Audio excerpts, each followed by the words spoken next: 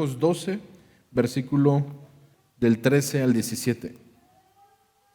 Pero enviaron algunos de los fariseos y de los herodianos para sorprender a Jesús en alguna palabra. Cuando ellos llegaron, le dijeron: Maestro, sabemos que eres veraz y que no buscas el favor de nadie, porque eres imparcial y enseñas el camino de Dios con verdad. ¿Es lícito pagar impuestos a César o no? ¿Pagaremos o no? Pero él, dándose cuenta de su hipocresía, les preguntó: ¿por qué me están poniendo a prueba? Traigan un denario para verlo. Se lo trajeron y él les dijo: ¿de quién es esta imagen y la inscripción? De César, le contestaron. Entonces Jesús les dijo: den a César lo que es de César y a Dios lo que es de Dios. Y se maravillaban de él. Si lo recuerdas, desde hace algunas semanas hemos estado siguiendo la última semana de Jesús antes de ser llevado a la cruz. Vimos cómo Jesús, en un celo por la casa de Dios, echó fuera a los mercaderes del templo. Vimos cómo Jesús exhibió a los líderes religiosos al declarar que habían convertido la casa de Dios en una cueva de ladrones. Y esto claramente vimos que disgustó a la cúpula religiosa de Israel, es decir, los principales líderes religiosos, quienes comenzaron a buscar la manera de destruir a Jesús. Y vimos la semana pasada que estos líderes se acercaron y cuestionaron a Jesús, poniendo en duda la autoridad con quien Jesús enseñaba y hablaba. Y Jesús contestó a la pregunta que ellos estaban haciendo con otra pregunta a la cual los principales líderes religiosos no pudieron contestar por temor a la opinión pública. Recuerda, y lo hemos estado viendo durante todo el Evangelio de Marcos, estos fariseos estaban muy preocupados por lo que los demás dirían acerca de ellos o por la imagen que ellos representaban ante el pueblo. Y como leíamos hace unos minutos en el versículo 13, estos principales líderes religiosos, en ese afán por destruir a Jesús, por poner trampa a Jesús, ellos lograron reunir y poner de acuerdo a dos grupos rivales dentro del judaísmo. Estos dos grupos eran los fariseos y los herodianos, lo acabamos de leer. Estos dos grupos se unieron para presentarle una pregunta a Jesús sobre un tema que mantenía muy dividida la opinión en la sociedad judía de ese tiempo. La cuestión del pago de los impuestos a Roma. Una pregunta que en este momento pudiera parecernos como que muy simple, pero en aquel tiempo estaba dividiendo, tenía la opinión de los judíos dividida. Los fariseos, por un lado, eran un grupo dentro del judaísmo que se destacaba en ese énfasis en la observancia rigurosa de la ley, en las tradiciones religiosas. Creían, en la importancia de mantener la pureza ritual y moral, así como la autoridad de la Torá, que era la ley de Moisés, y la tradición oral que luego fue recopilándose en lo que se llamó el Talmud. Uno de los principales o de los principios fundamentales de la fe judía que los fariseos practicaban era la creencia de la soberanía absoluta de Dios sobre todas las cosas. Es decir, para los fariseos Dios era el único y verdadero gobernante y merecedor de toda la lealtad, de toda la obediencia. Y esta creencia estaba basada en pasajes como Deuteronomio 6, versículos 4 y 5, que establecen la unidad y la supremacía de Dios sobre Israel. Este versículo, si tú lo recuerdas, dice: oye Israel, el Señor nuestro Dios uno es. Y amarás al Señor tu Dios de todo tu corazón y de toda tu alma y con todas tus fuerzas. Y tomando en cuenta esta perspectiva, la cual tenían los fariseos, cualquier autoridad terrenal, incluido el gobierno romano, para los fariseos era visto como algo inferior, como una autoridad inferior. Por lo tanto, los fariseos Se oponían a tener que reconocer la autoridad de César sobre Dios. Por lo tanto, ellos no estaban de acuerdo en el pago de los impuestos, ya que esto implicaba poner a otro por encima de Dios. Es decir, al momento de pagar sus impuestos, es como si ellos estuvieran reconociendo la autoridad de César como superior a la de Dios. Por lo tanto, ellos lo podían considerar como una idolatría. Los fariseos, al igual que muchos de los judíos en esa época, veían a Roma como un poder opresor que imponía tributos y leyes injustas sobre el pueblo judío. Y este sentimiento de oposición ante la opresión se refleja en varios pasajes que podemos ver en la palabra. El Salmo 44:9 decía: pero tú nos has desechado y avergonzado y no sales con nuestro ejército, nos has hecho retroceder ante el enemigo y lo que nos aborrecen nos saquean. Los fariseos anhelaban la restauración de Israel y consideraban que el pago de impuestos a Roma era una forma en la cual ellos eran sometidos a un poder que era extranjero, a un poder que era pagano, lo cual era contrario al deseo de libertad y de lealtad de Dios.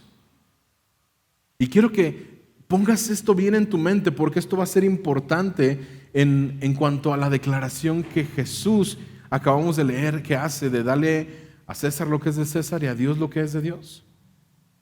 Por otra parte, los herodianos, que era el otro grupo que era contrario a los fariseos, a diferencia de los fariseos, los herodianos eran partidarios de la dinastía de Herodes, por eso les llamaban herodianos. Y por lo tanto estaban más inclinados a aceptar la autoridad romana, el pago de impuestos. Incluso muchos de ellos participaban como recolectores de impuestos. Israel y los judíos no querían a estos recolectores de impuestos.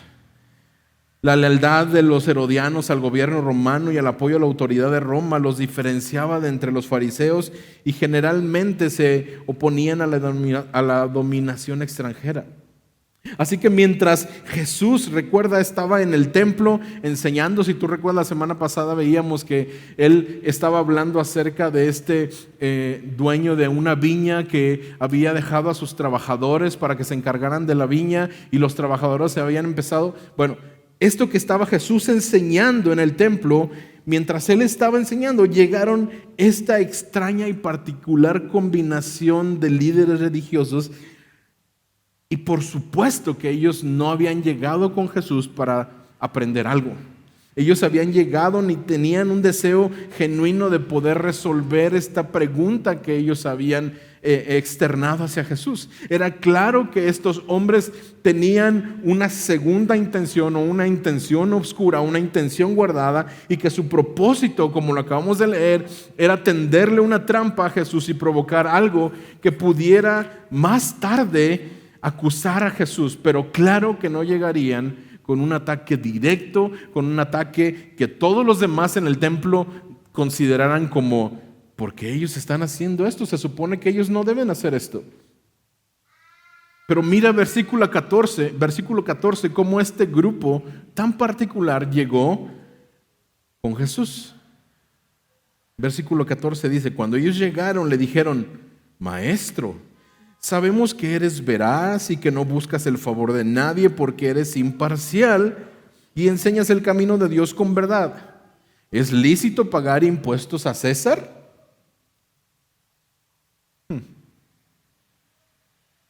Estos hombres llegaron con, ¿cómo le llaman? Queriendo endulzar el oído de Jesús. Sabemos que eres un hombre veraz, que enseñas el camino de Dios con verdad, le dijo. Le reconocían, es como si estuvieran ellos diciendo: te estamos reconociendo como un maestro que enseñas el camino de Dios y que ese camino lo enseñas verdaderamente. La semana pasada veíamos todo lo contrario a lo que ellos estaban hablando en este momento. La semana pasada veíamos cómo este grupo ponía en tela de juicio la autoridad de la enseñanza y las palabras de Jesús. Y claramente ellos, esta afirmación no la estaban haciendo con verdad. Ellos estaban queriendo halagar a Jesús nada más. Ellos le estaban diciendo: sabemos que no buscas el favor de nadie porque eres imparcial. Admitían también que no se dejaba sobornar por nadie, que era fiel a Dios en su enseñanza, que no acomodaba su mensaje a lo que le agradara a la gente. Es decir, él lo que hablaba, lo hablaba, estuviera quien estuviera, sin que influyera en su enseñanza lo que pensaran sus amigos o sus enemigos. También le dicen: sabemos que eres un maestro, que no miras la apariencia de los hombres, siempre enseñas lo mismo sin importarte con quién hablas. En los labios de estos hombres, de estos fariseos y herodianos, estas verdades que se convertían, estas cosas que ciertamente eran verdad. Estos hombres no estaban diciendo mentira. Jesús actuaba de esta manera. Era un hombre veraz, era un hombre imparcial, un hombre que no veía las apariencias de los hombres, y era un hombre que enseñaba el camino de Dios con verdad. Jesús era esto. Pero estas palabras de verdad que estaban en la boca de estos hombres se convertían en una adulación repugnante, en una adulación hipócrita, cuando el verdadero propósito era que Jesús perdiera toda su reputación a través de lo que dijera ante el pueblo o enfrentara las consecuencias ante el gobierno romano. ¿Por qué? Lo vamos a ver en un momento. Ellos querían forzar a Jesús a que manifestara su pensamiento sobre un tema muy conflictivo, que era justamente el pago de los impuestos. Después de esta introducción llena de halagos hipócritas, finalmente estos hombres hacen su petición y hacen una pregunta. Le dicen: ¿es lícito pagar impuestos a César o no? ¿Pagaremos o no pagaremos?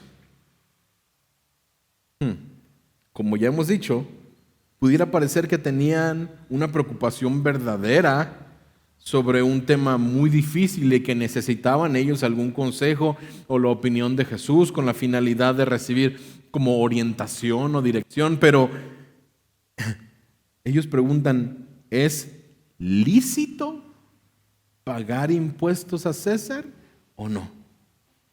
Y no es difícil darnos cuenta que esta pregunta que ellos estaban haciendo había sido formulada con una verdadera astucia y con la intención de poner a Jesús, como se dice, entre la espada y la pared.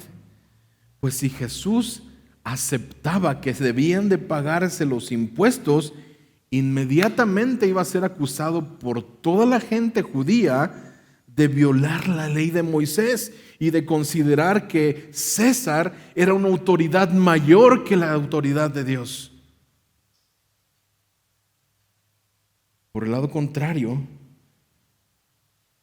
el hecho de decir que Jesús dijera que no era necesario pagar impuestos lo metía en problemas legales con el imperio, por decir: César no es la autoridad de este imperio. Jesús estaba aparentemente contra la espada y la pared. Pero aún había más. Los profetas que habían anunciado claramente que cuando vendría el Mesías, Dios le concedería a Israel la libertad completa del dominio gentil por medio de este libertador. ¿Era Jesús el Mesías que la gente estaba esperando? Pero ¿cómo podría ser el Mesías si les mandaba o si les decía que era lícito pagar impuestos a los gentiles? ¿Cómo puede estar nuestro Mesías de acuerdo con que se pague honor a alguien que es gentil? Por otro lado, si ellos hubieran negado el pagar los impuestos, si Jesús hubiera negado el pagar los impuestos, no hay duda que los mismos herodianos que estaban haciéndole la pregunta: ¿es legal, es lícito pagar los impuestos?, lo habrían llevado en ese mismo momento al gobernador Poncio Pilato y lo hubieran denunciado. Pareciera que Jesús estaba, como te digo nuevamente, entre la espada y la pared, pero mira cómo les contesta Jesús, versículo 15. ¿Pagaremos o no pagaremos?, les dicen ellos. Pero Jesús, o él dándose cuenta de su hipocresía, les preguntó: ¿por qué me están poniendo a prueba? Traigan un denario para verlo. Y se lo trajeron y él les dijo: ¿de quién es esta imagen y la inscripción? De César, contestaron ellos. Jesús se dio cuenta del dilema en el que querían meterlo y la hipocresía con la que se habían acercado a preguntarle, ¿por qué y les pregunta: ¿por qué me están poniendo a prueba? Pero no por eso Jesús evitó la pregunta. No por el hecho de que él se dio cuenta que eran unos hipócritas los que estaban acercándose y que lo querían meter en camisa de 11 varas. No por eso Jesús evitó esa pregunta. Al contrario, él, antes de contestar, les pidió que le dejaran ver una de las monedas con las que se pagaba el tributo, que se llamaba denario. Con el denario en mano, Jesús hace una pregunta a quienes estaban allí y les dice: ¿de quién es esta imagen y la inscripción? Es decir, o lo que dice la moneda. El denario que le mostraron a Jesús, en esa moneda estaba la cabeza de Tiberio, el emperador romano. Alrededor de su cabeza estaba escrita la abreviación César Tiberio Augusto Divino. Y en la parte inferior de la moneda estaba el título Pontifex Maximus, declarando que César era el sumo sacerdote del imperio romano. He ahí la complicación por la cual decían: ¿es lícito pagar? Esta moneda, entonces, cuando yo pague mis impuestos, estoy diciendo que Tiberio César es el hijo del divino Augusto. Es decir, en pocas palabras, está diciendo que este es hijo de Dios, el sumo sacerdote de Israel. Pero mientras Jesús sostenía esta moneda, él sabía que el mismo gobierno del César, del cual estaba deteniendo esa moneda, pronto traspasaría sus manos, lo crucificarían, lo golpearían y sería llevado en una ejecución a la cruz del Calvario. Aún así, Jesús les dijo: den a César lo que es de César, versículo 17, y a Dios lo que es de Dios. Y la gente se maravillaba de él. Este no era el tipo de respuesta que quizá estos judíos estaban esperando.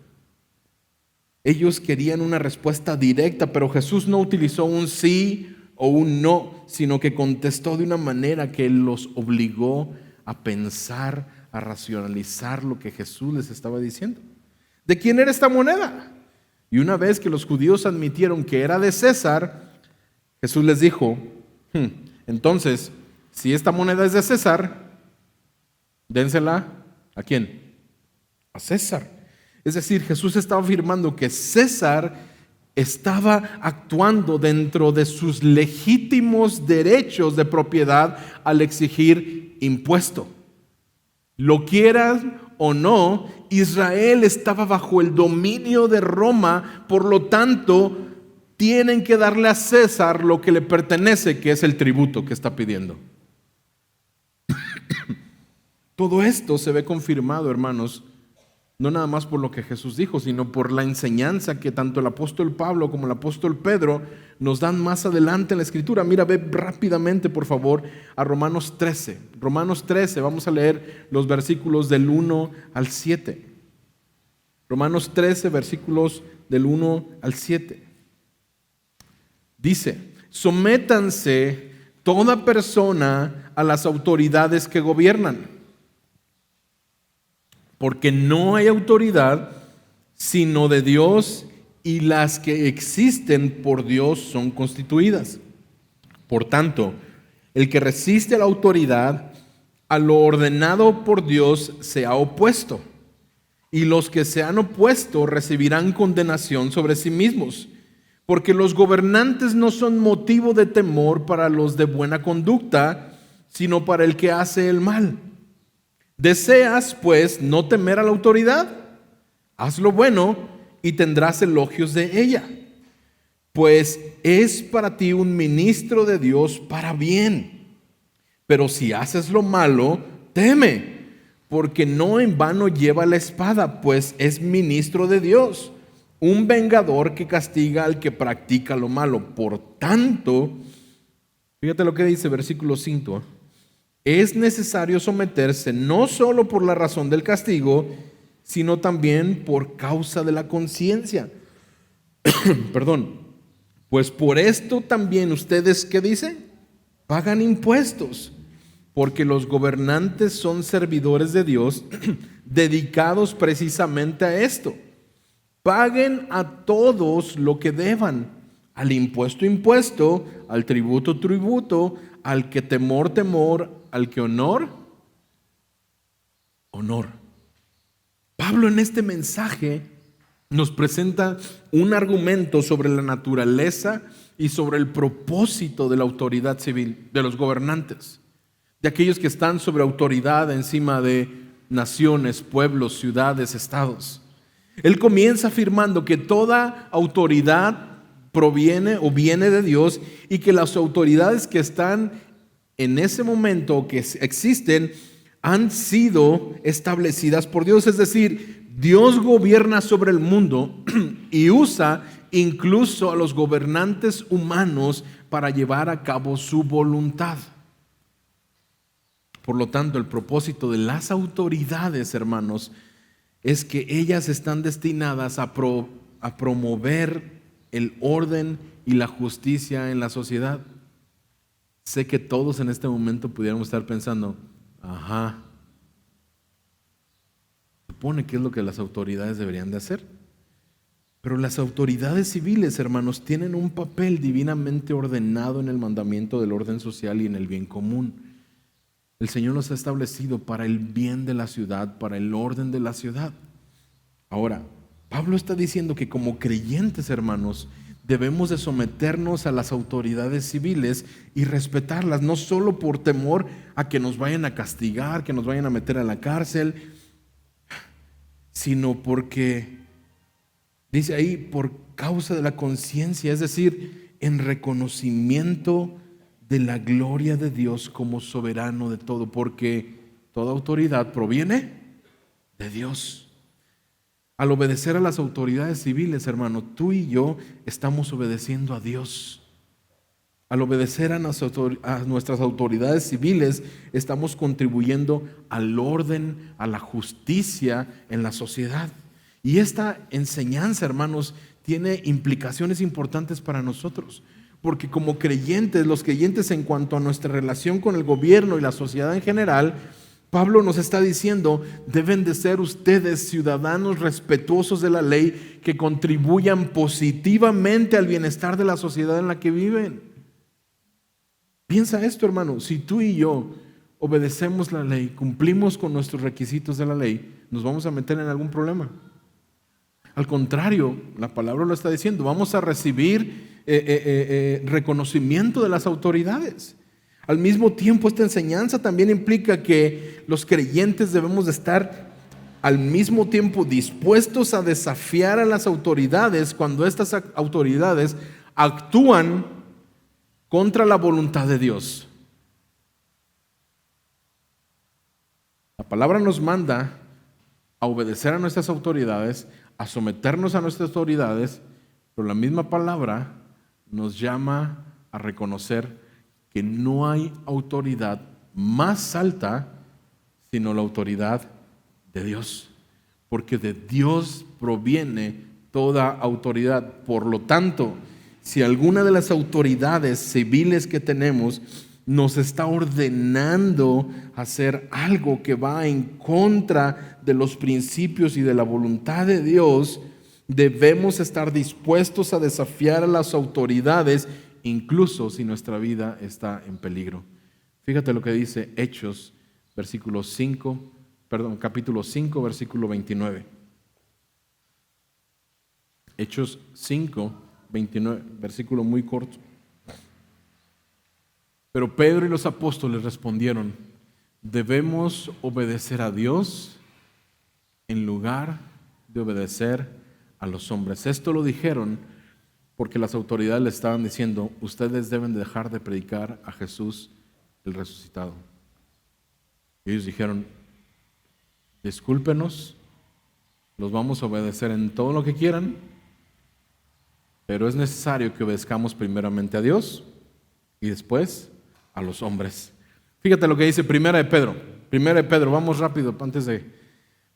Primera de Pedro 2, versículos 13 y 14. Sométanse por causa, dice el versículo, del Señor, a toda institución humana, ya sea al rey como autoridad o a los gobernadores como enviados por él para castigo de los malhechores y alabanza de los que hacen el bien. Déjame hacer una aclaración en este momento. Ese rey del cual estaba Pedro hablando en ese momento era Nerón. Nerón fue uno de los gobernantes o de los reyes que persiguió implacablemente a los creyentes. Muchos creyentes en su mandato murieron a causa del odio que este hombre tenía a los creyentes. Este fue uno de los emperadores romanos más depravados que pudo haber en la historia, degenerado, inmoral. Pero cualquiera que sea, cada gobernante ha sido ordenado por Dios y puesto que sin ley la vida, pues cada gobernante ha sido puesto por Dios.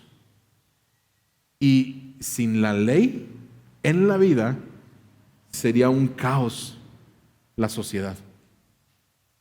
Ahora, las autoridades que Dios ha puesto, las ha puesto para beneficio de una sociedad, pero también vemos pasajes en la Escritura donde el Señor establecía gobernantes o ponía a su pueblo bajo el dominio de ciertos gobernantes para traer disciplina a su pueblo también. Ahora, esto no quiere decir que cualquier forma de gobierno sea de total agrado de Dios, ni que sea una solución definitiva para este mundo, porque claramente vemos que gobiernos pasan, gobiernos corruptos, gobiernos increíble que hacen cosas que dicen, ¿por qué me debo de someter a ellos?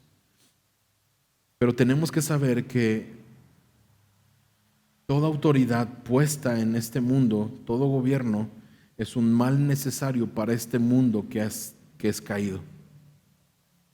Para este mundo caído, el gobierno es un mal necesario.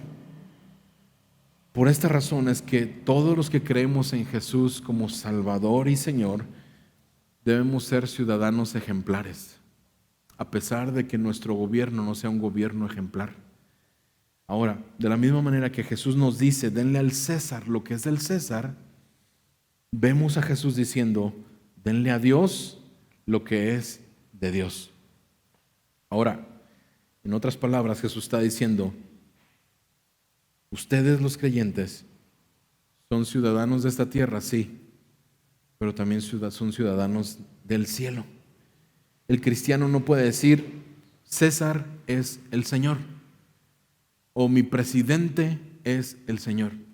Un creyente no puede decir esto, porque para el creyente Jesús es el Señor. Y siempre debe ser así. Es imprescindible que como creyentes seamos leales a Cristo por encima de cualquier otra autoridad. Los apóstoles, lo acabamos de leer, resumieron esto con claridad diciendo, es necesario obedecer a Dios antes que a las autoridades. Ahora, Jesús está diciendo, denle a Dios lo que es de Dios, pero la pregunta es, ¿qué es lo que es de Dios? ¿Qué es lo que es de Dios? ¿De quién era la imagen que estaba en la moneda que acabamos de leer? ¿De quién?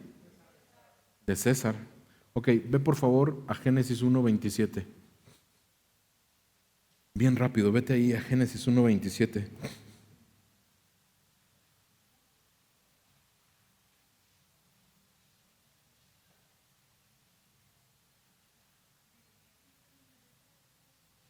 ¿Ya estás ahí? Fíjate lo que dice. Dios creó al hombre, ¿a qué dice? A imagen suya. A imagen de Dios lo creó. Varón y hembra los creó. De la misma manera en la que la moneda era de César porque tenía su imagen, el hombre lleva la imagen de Dios y por lo tanto es pertenencia de Dios. Por lo tanto, ¿qué es de Dios? Dile a la persona que está a tu lado, has sido creado a imagen de Dios. Por lo tanto, tú y yo le pertenecemos a Dios. Ahora, si bien esta imagen de Dios, por causa del pecado y nuestra necedad ha sido afectada, déjame decirte que para eso ha venido Jesús. Jesús vino a mostrarnos el camino de regreso a Dios. A través de su vida, su muerte y su resurrección, Él vino a capacitar y a transformar nuestras vidas para que puedan reflejar la imagen de Dios y glorificar a Dios. Mira cómo lo dice cómo lo dice Colosenses 1. Colosenses 1, versículos 13 al 15. Y pon atención si estás teniendo ahí tu tarea. Fíjate porque son varios versículos que vamos a estar leyendo ahorita. Colosenses 1, versículos 13 al 15 dice, porque Él nos libró del dominio de las tinieblas y nos trasladó al reino de su Hijo amado, en quien tenemos redención, el perdón de pecados. Él es la imagen del Dios invisible, el primogénito de toda la creación. Es decir, Jesús vino a redimirnos del pecado, hermanos, y a restaurar nuestra relación con Dios. Su sacrificio en la cruz nos ofrece perdón, nos ofrece reconciliación con Dios, nos permite volver a ser parte de su familia y recuperar la imagen de Dios en nosotros que se había distorsionado a causa del pecado. Por lo tanto, dice Efesios 4, 22 al 24, en cuanto a la anterior manera de vivir, ustedes se despojen del hombre viejo que se corrompe según los deseos engañosos y que sean renovados en el espíritu de su mente y se vistan del nuevo hombre, el cual en la semejanza ¿de quién? De Dios ha sido creado en la justicia y santidad de la verdad. ¿Cómo puede el hombre dar a Dios lo que es de Dios? ¿Cómo puede el hombre darle a Dios lo que es de Él? Si bien es cierto que tenemos que reconocer que por mucho que nos esforcemos, que por mucho que hagamos, que por mucho que tratemos en amar a Dios sobre todas las cosas, con nuestras fuerzas, con toda nuestra mente, con todo nuestro corazón, nunca llegaremos a conseguir el amor tal y cual Él se lo merece.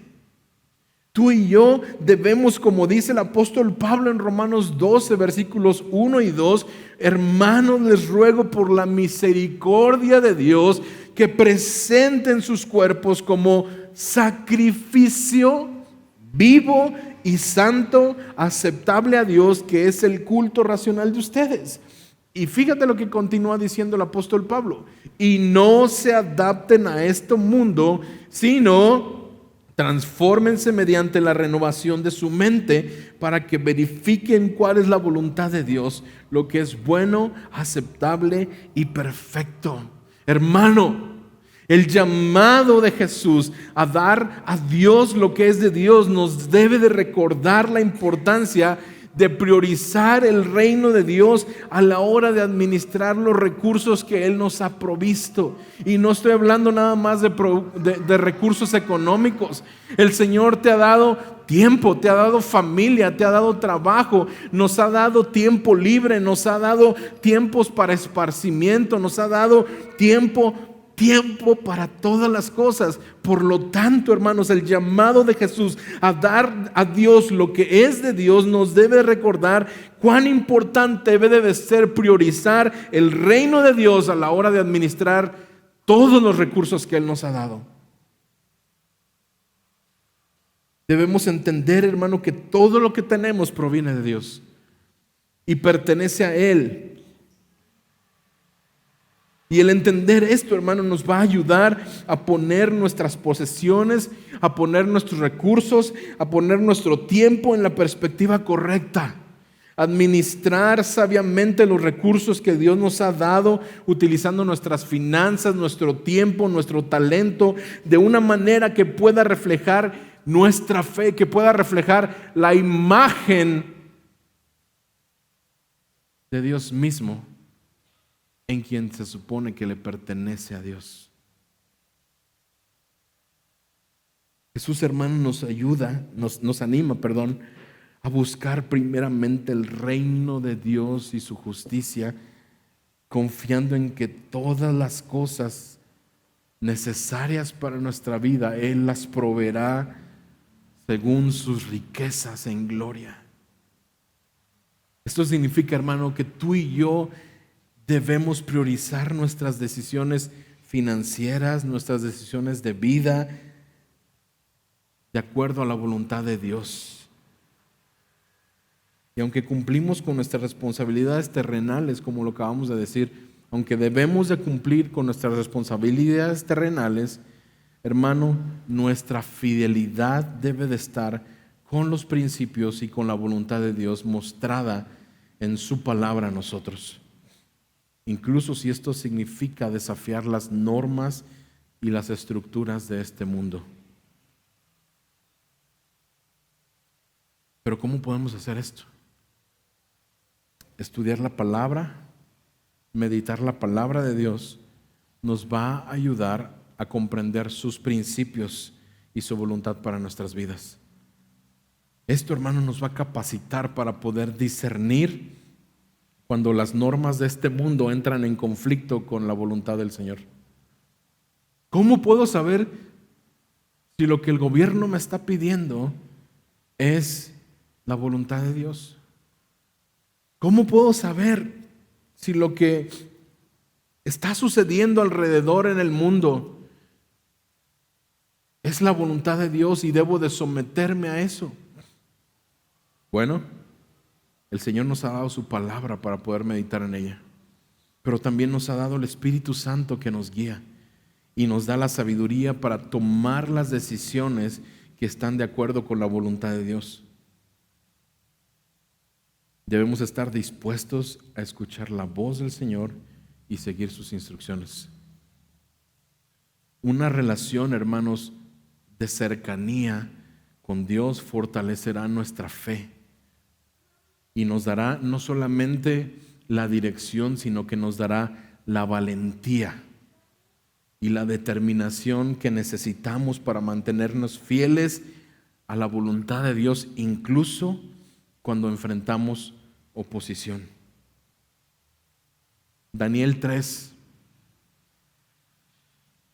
nos relata a estos 3 jóvenes hebreos que fueron llevados en cautiverio a Babilonia junto con el profeta Daniel. Y nos destaca la fidelidad de estos hombres en medio de circunstancias difíciles. La historia relata que el rey Nabucodonosor había hecho una estatua a la cual todos debían de arrodillarse y adorar a esa estatua.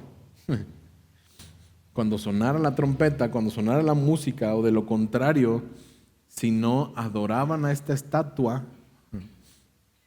serían enviados o echados a un horno de fuego ardiente. Sin embargo, estos 3 jóvenes hebreos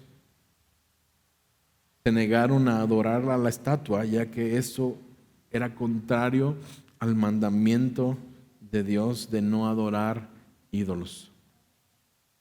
El rey Nabucodonosor, por supuesto, todo enojado, manda calentar 7 veces más el horno de fuego y echa a estos 3 jóvenes adentro. Pero el rey, con sorpresa, cuando ellos fueron echados al horno, vio que estaban caminando en medio del horno como si no pasara nada. Y el rey no solamente vio a estos 3 jóvenes, sino que vio a un cuarto personaje que estaba dentro del horno con ellos. Y impresionado por lo que vio, el rey mandó sacar a los jóvenes del horno y reconoció que el Dios de estos 3 jóvenes era el verdadero Dios, pues los había protegido, y promulgó un decreto en todo el reino en honor al Dios de Sadrach, Mesach y Abednego. Hermanos, debemos ser fieles a Dios incluso en medio de la persecución de las autoridades y el peligro. Hoy día, hermanos, se están estableciendo leyes dentro de nuestro país que van en contra de la voluntad de Dios. Y si como creyentes nos toca experimentar cárcel o persecución, tú y yo debemos estar dispuestos a atravesar por eso. ¿Sabes por qué? Porque no hay otra autoridad mayor sino la autoridad de nuestro Dios. Debemos ser fieles a Dios, hermanos. Aunque el Señor advirtió que esta lealtad nos costaría o le costaría a algunos incluso la vida. Al final nos dice el versículo 17, todos se maravillaban de lo que Jesús había dicho.